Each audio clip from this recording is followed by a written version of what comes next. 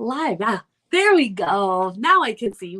Hello, hello, hello. It is Wednesday. It is noon Central Time, and it is 1 p.m. on the East Coast. And we are here for our weekly time together to bring your nonprofit to the next level. We are in the middle of a mini series about finding our people. We've talked about many things throughout this series. So if you've missed the last two, make sure you go back and check those out because we will not be repeating all of that here. And there's some really awesome nuggets in there. So you don't want to miss out on that. You will find that your greatest provision for your nonprofit, we think, is the money. If we just had the money, we'd be able to grow this thing. We'd be able to, do whatever it is we think God's calling us to do. But the reality is it's the people. And the lack of people, the lack of trust in people, the lack of delegation to people, there's a lot of different ways that this presents itself that are what stands in our way. He will bring the finances when the people are in place. The finances will be there. It'll feel miraculous, and in some ways it will be miraculous, but the money will be there. It's people that we need. So we talked about a few different things. This week, we are going to talk about getting visible. We talked about assessing our needs, like who we actually need. And that was a few weeks ago. We talked about, I don't even remember what we talked about last week. Let me see. Getting clear on our vision and our mission so we can attract the right people. If we have the right people for our vision and mission, it's going to be a great fit and we're going to keep moving forward. And there were some other things we talked about in there as well. And now it's getting visible. So now we did the behind the scenes work. We did the legwork. We did the preparation. Now we need to get visible and we need to get out in front of people. So where do we go to find these people? Right? So first of all, it's being really clear, like I said last week, on your vision and mission. We've got to lead with the vision and mission. We're not leading with, oh, I need your help with this. I need your help with that. Like we need to cast a vision and then they need to be caught by that net or not. And then we know we have the right people. If they're pulled into the vision and mission, those are your right people. Okay. Those that aren't, that are just there to do a project or do work. Sometimes they'll work for a short-term project, but many times it ends up like that you just don't end up getting the work done, especially if they're volunteers. So where do we go? We got to hang out where these people are hanging out. So where are these people hanging out? Maybe they're in a Facebook group on that topic, whatever your topic is. Maybe it's homelessness, or maybe it's feeding, children in Africa, or, whatever your thing is. Go into Facebook groups and see if there's people there that will help you. That will reach out. And maybe you wrote a book, or you wrote a small essay, or you wrote a small story. People get that out there. Get that out there on social media. Get that out there in email. Get that out there. And people that read it may come to you and want to be a part. Doing events. Now, events are not an easy thing to do. I get that. If you're organizationally inclined, they're a little easier. So for me, it's a little more in my wheelhouse, but otherwise find someone to help you do events. As you do events, they can bring you really great volunteers. We've had so many great volunteers through events because they love your event enough to show up, right? And if they're willing to show up in person because of the event that you're doing, a lot of them would be able, or I shouldn't say a lot, but some of them are willing to be key long-term volunteers, especially, and staff, long-term as well. Okay. So events can be that. Now don't jump out and do an event just to get volunteers, because they take time, they take money, they take a lot of things, but don't shy away from them either. Like they are a really great place. Speaking at the library, sharing your story. If you're not into writing, but you want to share your story, go speak at the library, see who shows up. They would be great volunteers. Colleges, high schools, internships, those type of things, fraternities, all of those kind of sororities, those kind of things are great places to find people to do, especially specific areas. Sororities and fraternities, a lot of times will do events. Pageantry. I didn't realize this, but pageantry is a huge area where people do, instead of talent, some pageants have you do, it's about giving back, and it's about volunteering and giving to those kind of things. And so pageantry, girls that are in pageantry related to that, some still do the talent. So you got to get in the right systems, but that can be a massive place. It's very much like a sorority and can be a huge, huge place as well. Getting on TV. We actually have people that do events because they saw our TV appearances. So figure out the way to get on TV. If that's something that you're looking to figure out, join us inside Christian Rocketeers. That is one thing that we help you with inside Christian Rocketeers. Reaching out on social media, put it out there. Hey, I need help. A volunteer needed. Lay out the vision and mission, and then go into what the exact needs that you have as well. That goes to VolunteerMatch.org. So if you are already a nonprofit and you have your tax ID from the IRS, you can join VolunteerMatch.org, set up a profile, and you can be looking for people on there, and they can look for you on there. So that is something, if you have your status, you're able to do, and it's a great place. We've gotten a lot of great volunteers. There's some volunteers that are out there kind of mining, and they're trying to grab a lot. So you've got to act fast on some of them, and some of them don't work out. But other ones have been long-term volunteers for us in the area of graphic arts. We've had other areas as well. So that is a great place. I think I said Facebook or any social media post. Church, asking at your church. That is a great place. When they're really pulled into the vision and mission, they know you personally, your church is a great place. Bible studies, speaking at events. If you're out there speaking at people's Bible studies or at maybe a MOPS group, or whatever it might be, saying, hey, we've got these needs. Again, it goes back to assessing what you have, what you need, and then being ready for that, casting the vision and the mission, and then going from there. So those are all great places. There's 1,000 more. God will lead and guide you to the right places. So take it to him in prayer. But the other steps are so crucial. If you don't know what you need, or you're just going to kind of go at whatever comes at you. And that goes to some of my next points. So those are some places. Where do these people hang out? Go there, cast your vision and mission. Maybe you need help writing in the area of writing. So go to some writers groups and cast that vision and mission. Trusting. When we get into the idea of, okay, now these people are coming. Right now, we've got to work on our trust level. It's hard to trust people. We've been hurt in our past, in our childhood, and all the way throughout. Volunteers have let us down. We've let ourselves down. People around us have let us down. And so we've got to really work that trust muscle. And I know we talked about this a little bit in the first video that we did in this series, but we've got to really work that more. We've got to really work through that with God and bring healing to our own hurts. We want to not micromanage. We've got to remember that there are different ways to, got a hair in my mouth, get to the number 4, right? If we need to get to the number 4, there are a few ways to get there. We can get 0 + 4, 3 + 1, 2 + 2, right? There are different ways to get to the number 4. None of those are wrong. They are all right and correct. They're just different ways to get there.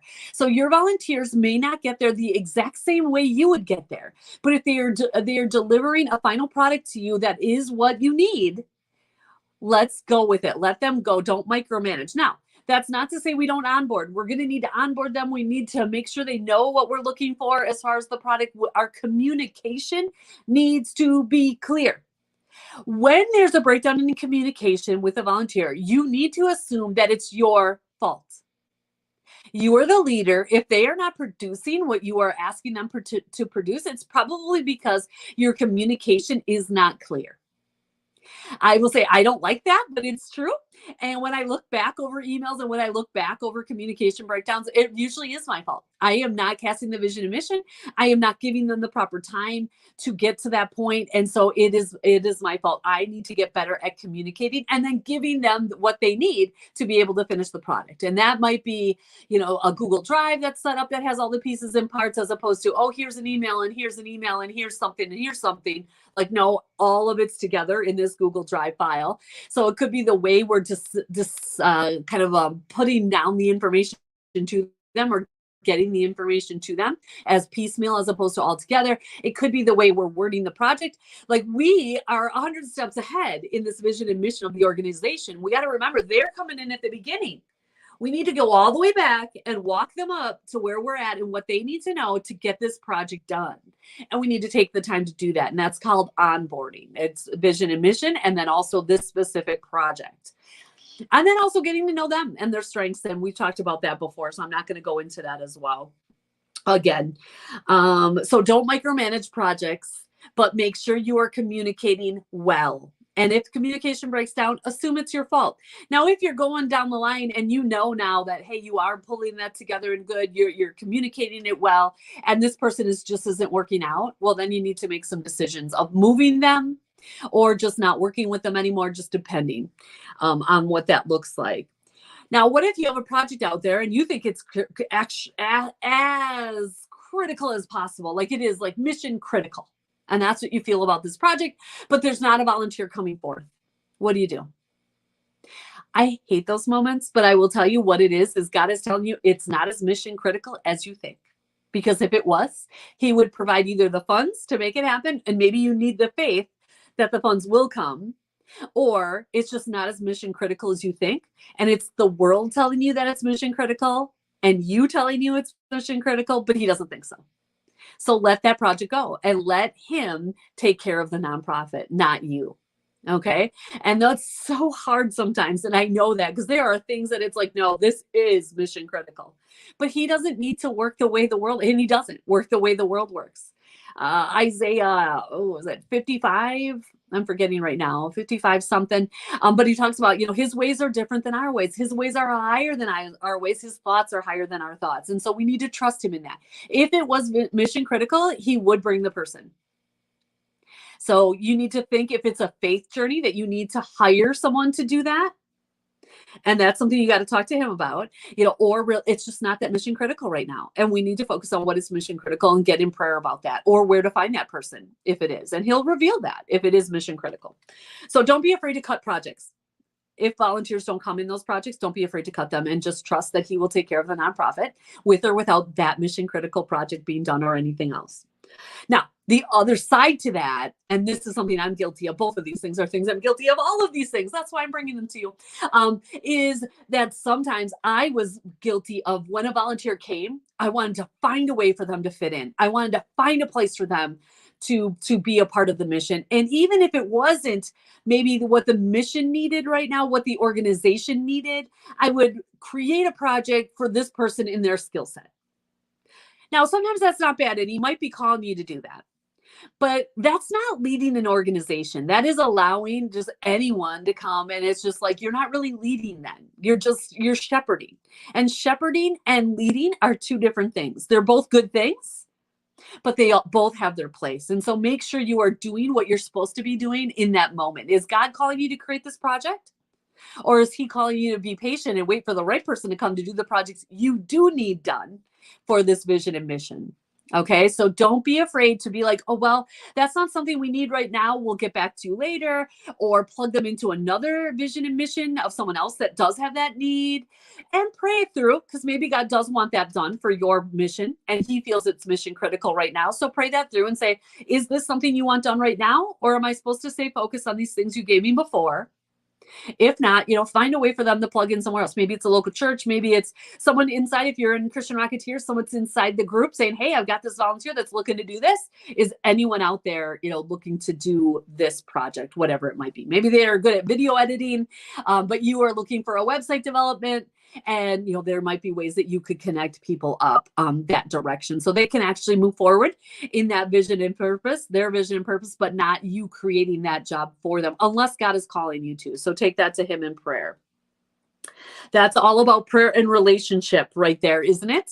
Right? We want to be a leader. We don't want to just sway. I feel like that verse in James where we sway back and forth.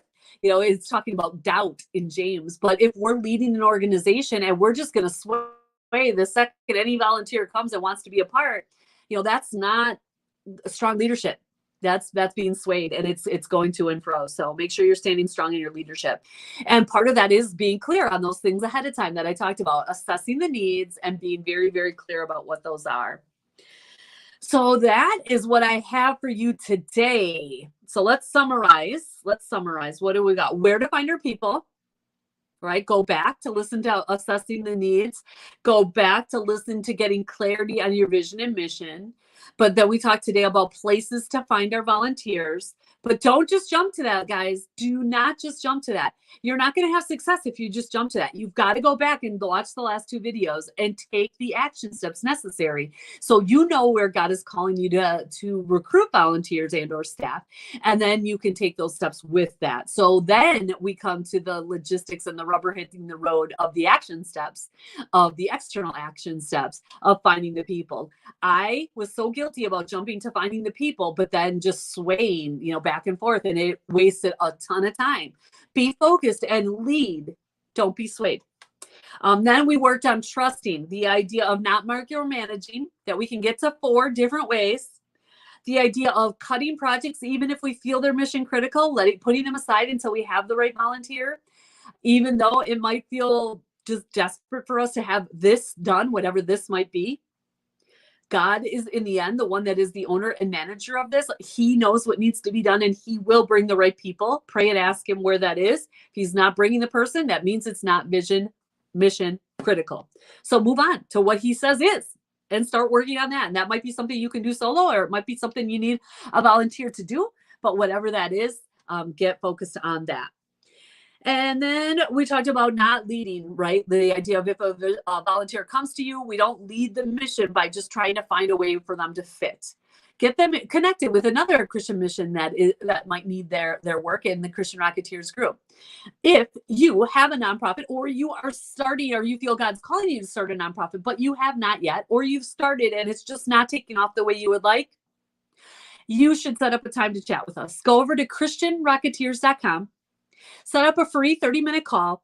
You will leave the call with action steps of what are your next steps to take in your nonprofit.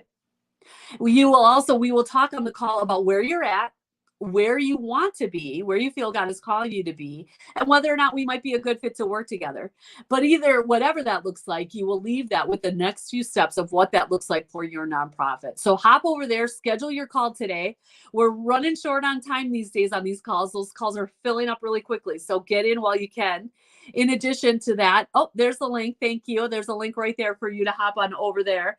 Also, if you're in the middle of people, I am in the middle of writing my book that will help you in that process. So stay tuned for that. I'm not exactly sure. I think that'll come out in the spring, but stay tuned for that. I'm deep into those chapters actually right now. And they have been just like this, like mind blowing. Some of the things I've shared here, but much more that God is just revealing in my own leadership that I need to change and improve. But also the things that we did right and how to go about doing those things right and getting that down into manageable steps. So stay tuned for that. But in the meantime, hop on a call with us. You can check out also what our course community and coaching looks like at ChristianRocketeers.com. And you can see if you feel that is the next step. But otherwise, hop on the call and let's see. We would love to chat with you. So that is our live for today. We thank you for joining us. We look forward to responding to your comments. I am headed off to Kenya next week, Monday. So you will have Shawnee that will be leading and guiding you on some awesome stuff. Be watching for some great Giving Tuesday stuff. If you have not started your Giving Tuesday, it is not too late. Shawnee has a great workshop that'll be coming up soon for that. So be watching for that coming out as well. And I look forward to connecting with you guys from the other side, way over around the world, 8,052 miles away in Mombasa, Kenya, over the next few weeks. But in the meantime, take your next steps. Share below what your specific next steps are so we can lead and guide you in those next steps and follow up with you. All right, guys, we'll see you next week. Actually, Shawnee will see you next week. We will see you around soon, I'm sure. All right.